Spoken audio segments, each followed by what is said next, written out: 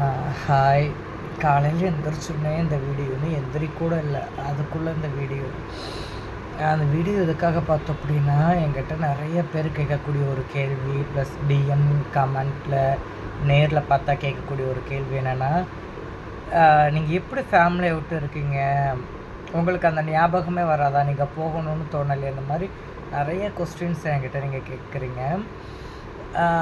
Okay, but ஆனால் அது நேற்று என்கிட்ட ஒருத்தர் கேட்ட கேள்வி எனக்கு அது ரொம்ப ஒரு மாதிரி ஃபீல் ஆயிடுச்சு. ஆக்சுவலி என்னென்னா, எங்களுக்கும் ஆசை இருக்கும், இப்படி வந்துறதும் இப்படி இருக்கிறதும் நாங்கள் வாங்கிட்டு வந்த வரமா இல்லை சாபமானு எனக்கு தெரியாது. பட் ஆனால் எங்களுக்கு பிடிச்ச மாதிரி நான் இருக்கேன். அதை தாண்டி நாங்கள் ஃபேமிலி விட்டு வந்திருக்கணும், இது பண்ணணும் அப்படிங்கிறதெல்லாம் எங்களுக்கு பெரிய இதெல்லாம் எதுவுமே இல்லை. எங்களுக்கும் ஆசை இருக்கும், அம்மா சமைச்சு கொடுக்கணும், நம்ம உட்காந்து சாப்பிட்ணும். லேட் ஆயிடுச்சுன்னா எங்கே ஊர் மெஞ்சுக்கிட்டு இருக்கிறேன்னு சொல்லி நமக்கு அம்மா ஃபோன் பண்ணி திட்டணும். நம்ம அதை கேட்டுக்கிட்டே வீட்டுக்கு வந்து பயந்து வீட்டுக்கு வந்து படுத்து தூங்கணும்.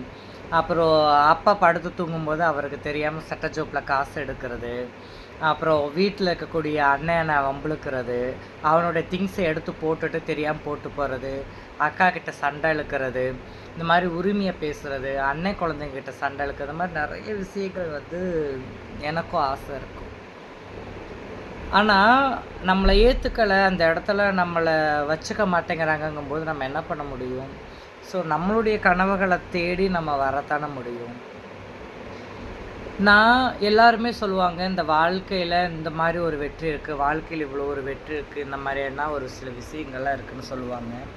பட் நான் என்னுடைய வாழ்க்கையில் நான் வெற்றியை பார்க்குறது எந்த ஒரு விஷயம்னா, நான் வீட்டை விட்டு இத்தனை வருஷம் வெளியே வந்தும் அது எவ்வளவோ ஸ்ட்ரகிள்ஸ்குள்ளே, எவ்வளவோ போராட்டங்களுக்குள்ளே நான் மறுபடியும் என்னை தாண்டி என்னை மீறி இந்த வாழ்க்கையான வெற்றிக்குள்ளே என்னை நான் இப்படி தானே சொல்லி நிலைநாட்டிக்கிட்டு இந்த சமூகத்தில் உலாவிக்கிட்டு இருக்கிறேன் பார்த்தியா.